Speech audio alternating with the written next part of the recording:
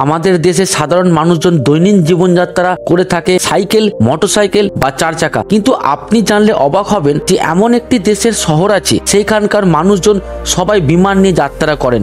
ঘুরতে যাওয়া থেকে শুরু করে বাজার করা এই সব করে থাকে তারা বিমানে করে।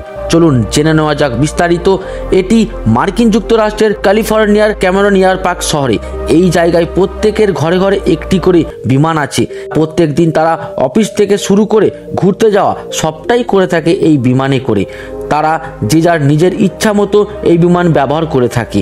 এই শহরের বাইরের কেউ বিনা অনুমতিতে ঢুকতে পারে না, তবে কেউ যদি আমন্ত্রণ করে তবে সে আসতে পারে।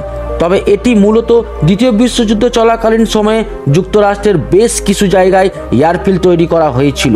1963 সালে এখানে রেসিডেন্সিয়াল পার্ক করা হয়, পরে সেটা ক্যামেরন এয়ার পার্ক নামে পরিচিত পায়। এটি মূলত অবসরপ্রাপ্ত মিলিটারি পাইলটদের জন্য তৈরি করা হয়। পরে পাইলটদের সংখ্যা বেড়ে এটি শহরে রূপান্তরিত করা হয়। এই রকম ভিডিও পেতে অতি অবশ্যই আমাদের অ্যামেজিং মোটিভেশন চ্যানেলটিকে লাইক অ্যান্ড সাবস্ক্রাইব করে রাখুন ও ফেসবুক পেজটি ফলো করুন।